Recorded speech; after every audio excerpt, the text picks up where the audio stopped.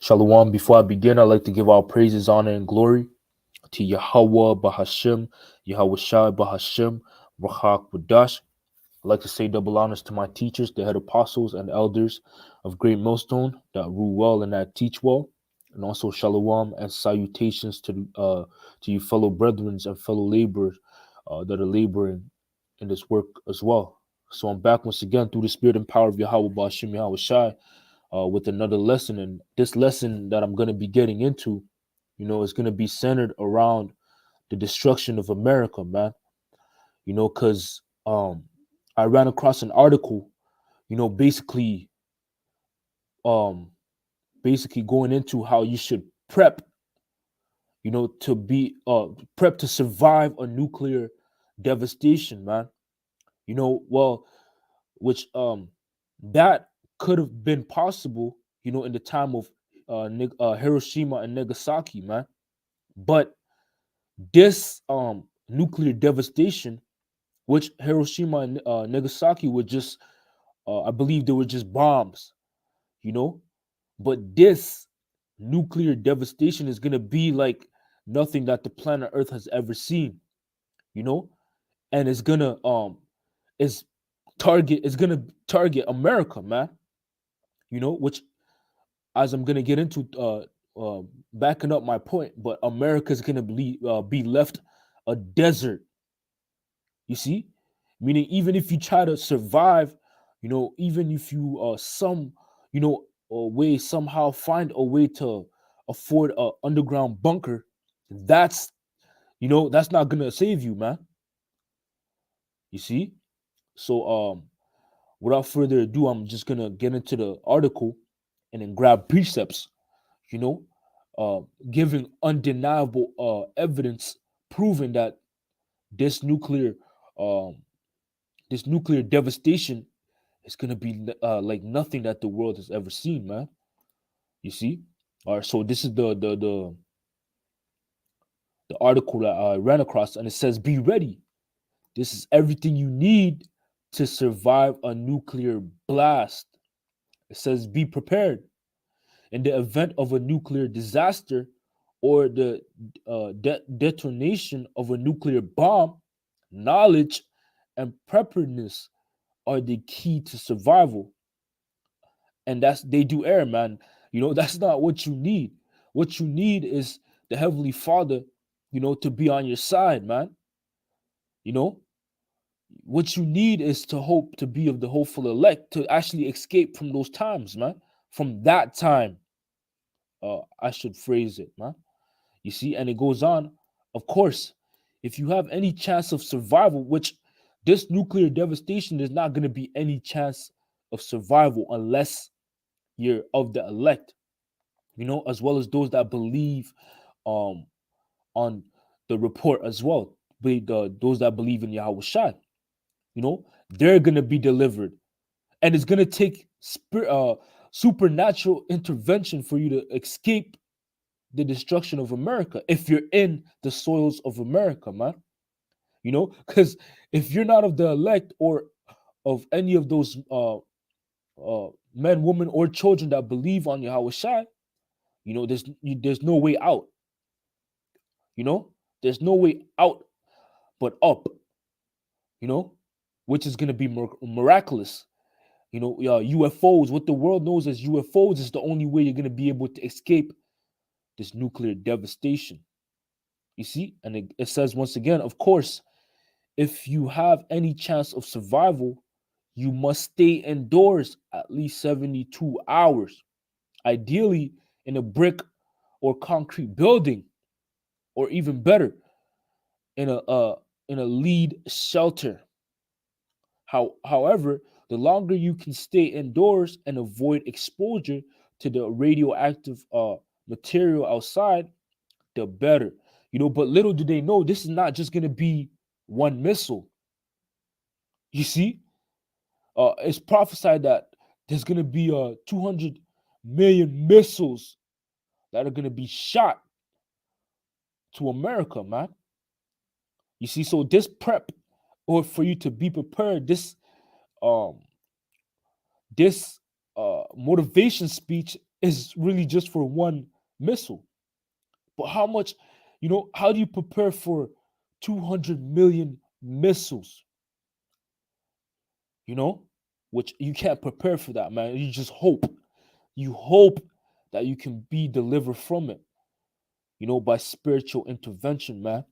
And that's what we hold fast to, man. Hope, hoping that we are going to escape um, this devastation, you see? And this is the speech we heard and we were afraid, man. This is um the warning that we took heed to, man. Matter of fact, let me jump and grab a precept here in the book of Isaiah.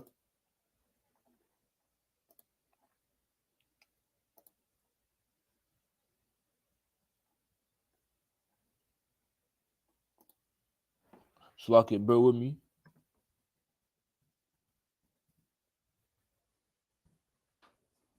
This is Isaiah chapter 51 and verse 14, and it reads, "The captive exile hasteneth that he may be loose," and we will be that captive exile, man. You know, and as soon as we heard the report or this truth, when we were exposed to this truth, we hastened to be loose because we understood that we don't belong in the state that we uh, are in right now. You see, um, and we hasten the kingdom. That's also us hastening to be loose. And it goes on to say, and that he should not die in the pit. You see, nor that his bread should fail. And what is that pit? That pit is symbolic to America, man. Because if you're in the pit, you don't want to die in the pit. You know, you want to be delivered from that pit, which is America, man. Which that pit is going to be filled with nuclear missiles, man. You see? And it says, nor that his bread should fail, meaning the prophecies, the things that were written to come to pass. And one of many things that were written to come to pass is that we will be delivered from that pit. You see? By uh nuclear not by UFOs, what the world knows as UFOs, man. You see?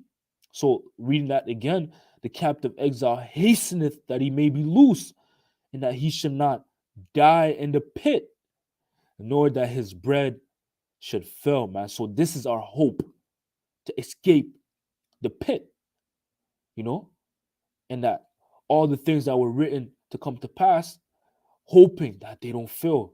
But we understand that it's not going to fail because the prophecies are faithful and true. You see? So let's jump back here to the article. Um it says it also mentioned how that you should stay indoors, ideally in a brick or a concrete building. Even better, a lead shelter. But this nuclear devastation is gonna leave nothing behind, you know, because um the elements are actually gonna melt, man. You see? Let's jump here to the book of Second Peter chapter 3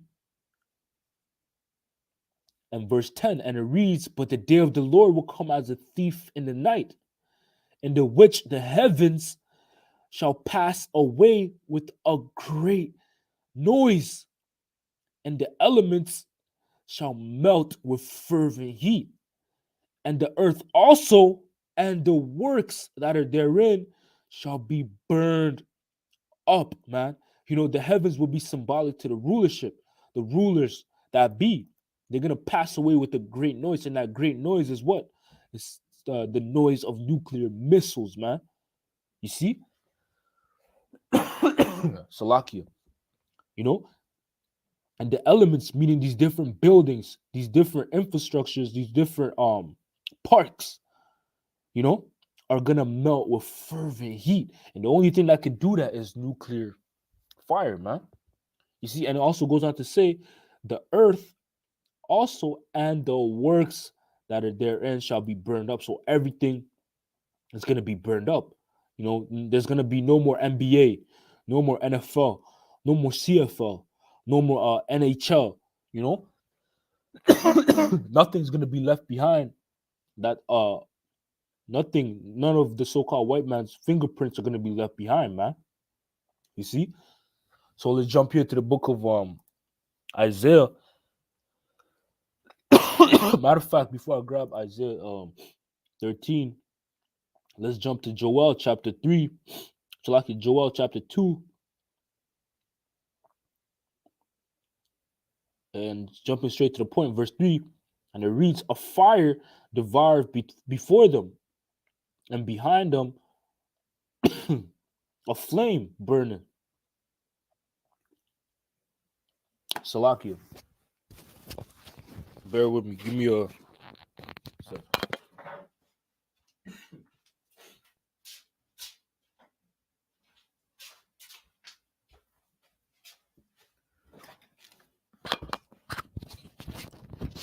As soon as I start doing a lesson, man, I get Marcus Drive.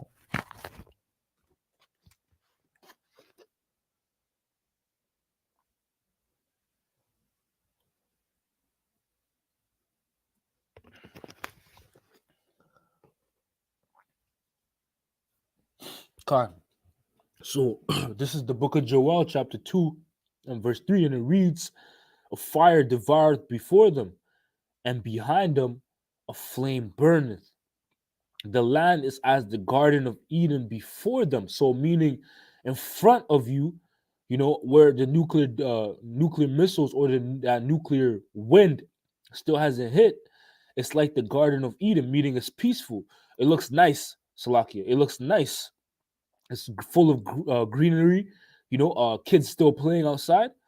But it goes on to say, and behind them, a desolate wilderness, meaning, um, uh, so behind you, where the nuclear wind is coming, is full of destruction, man. You see? And yea, nothing shall escape them. It says, the appearance of them is as the appearance of horses, and as horsemen, so they run. Like the noise of chariots on the tops of mountains, shall they leap, like the noise of a flame of fire that devoureth the stubble, as a strong people set in battle array, man. You see, so these nuclear missiles, they're not gonna miss their target, you know? All right, so let's jump here to the book of Isaiah, chapter 9 and verse 5, real quick. And it reads, for every battle of the warrior is with confused noise and garments rolled in blood. So this is going into the ancient battles, how they were up close and personal. You had warriors shouting. That would be the confused noise, shouting, that battle cry, and garments rolled in blood, meaning it was up close and personal, blood gushing on your garment, your clothing. You see, those would be the ancient battles, how ancient world wars were fought. You see, but it goes on to say, but this, meaning this battle or this world war, shall be with burning and fuel of fire. And that's what's going to result to these elements melting with fervent heat, meaning nothing is going to be left behind, but completely melted, man.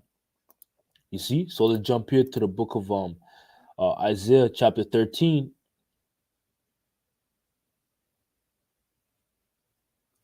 Matter of fact, let me grab this in the book of Isaiah chapter 26 and verse 20, because I mentioned that you're gonna need a way out, a miraculous way out, man.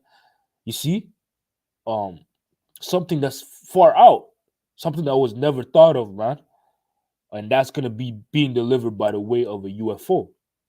It's Isaiah 26 and verse 20, and it reads, come, my people, enter thou into thy chambers. And this will be symbolic to what the world knows as UFOs, which the scriptures identify it as, it has many words, but the chariots, you know. So reading that again, come, my people, enter thou into thy chambers, and shut thy doors about thee, and shut thy doors about thee. Hide thyself as it were for a little moment until the indignation be overpassed. So that's where you're going to be able to escape this nuclear blast or this nuclear devastation, is by entering into an or getting beamed up by a UFO. You see? And that's what we hope in. Something that's outside of this world, man. You know?